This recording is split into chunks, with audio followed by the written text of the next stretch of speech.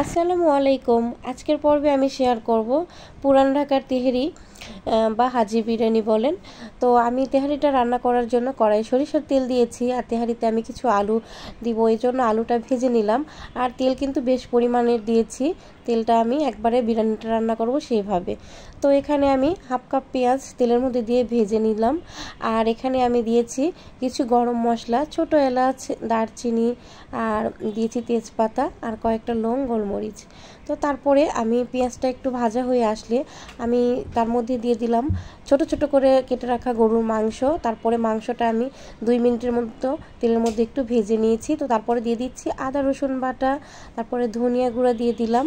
মশলাটা তো নিজেদের পরিমাণ মতোই দিতে হবে, যতটুকু করবেন আর কি।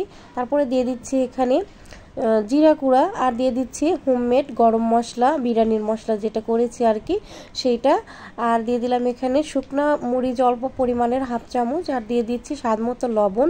তো আমি এগুলো একটু তেলের মধ্যে 4 থেকে 5 মিনিটের মতো একটু ভেজে নিব আর কি মশলার সঙ্গে মাংসটা। আর শুকনা মরিচ দিয়েছি হাফ চামচের মতো, শুকনা মরিচটা দিলে কালারটা খুব সুন্দর আসবে, তো এই জন্য দিয়েছি। তো তারপরে আমি এখানে পরিমাণ মতো পানি দিয়ে মাংসটা ভালোভাবে কষিয়ে নিব। কিছু কাঁচামরিচ দিয়ে দিলাম, খুব বেশি কিন্তু ঝাল দেওয়া যাবে না।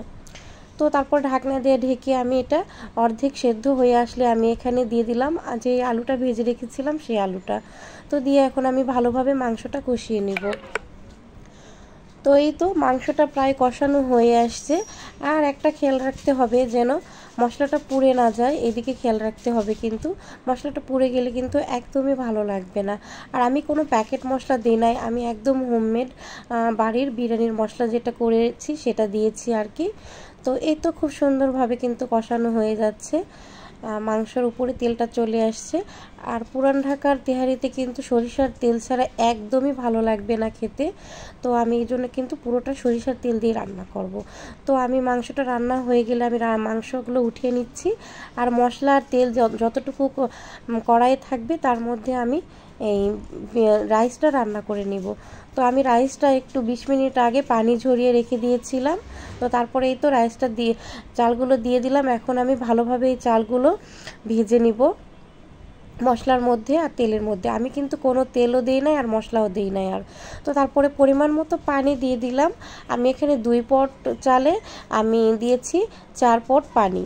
তো তারপরে এখানে আমি স্বাদ মতো লবণ দিব, আর শুধু দিব একটু লেবু। তো লেবু অর্ধেক দিয়ে দিচ্ছি, লেবুটা দিলে সব কিছুই ভালো স্বাদ এবং ঝরঝরা ভালো হবে, পারফেক্ট হবে বিরিয়ানিটা, এই জন্য দিয়েছি। তো যখন আমি এটা যখন পানিটা কমে আসছে, অর্ধেকটা চলে আসছে, তখন আমি এই মাংসগুলো কিন্তু দিয়ে দিলাম। আমি আগে দেই নাই, পানি অর্ধেক কমে আসলে মাংসগুলো দিয়ে দিয়েছিলাম। তারপরে ঢাকনা দিয়ে ঢেকে আমি রান্নাটা করে নিয়েছি। তো আমার রান্নাটা প্রায় হয়ে গিয়েছে। আমি একটু মানে বিরিয়ানিটা একটু নাড়াচাড়া করে আবারও একটু সুন্দর মতো করে রেখে দিব 10 মিনিটের জন্য, ঢাকনা দিয়ে ঢেকে রেখে দিয়েছিলাম। তো যখন দেখেছি প্রায় হয়ে আসছে, আমি দিয়ে দিলাম পেঁয়াজ বেরেস্তা আর একটু কেওড়া জল, একটু শাহি ফ্লেভার আসার জন্য।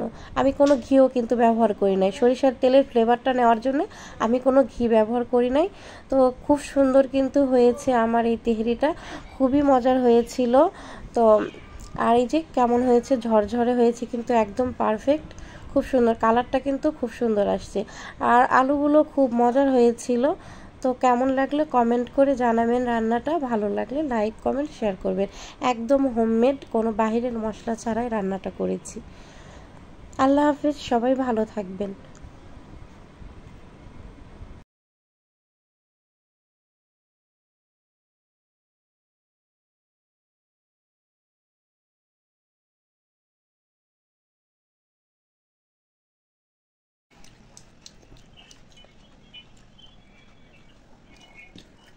খাও খাও। বিসমিল্লাহিররহমানিররহিম। মজা মজা লাগছে, একা একা খাবা তো? আচ্ছা, আমার মায়ের বিরিয়ানি খেয়ে সবাই পাগল হয়ে যাবে, আর খেতে খেতে অনেক খেতে পারবে। মজার জন্য অনেক সব বিরিয়ানি শেষ করে দিবে।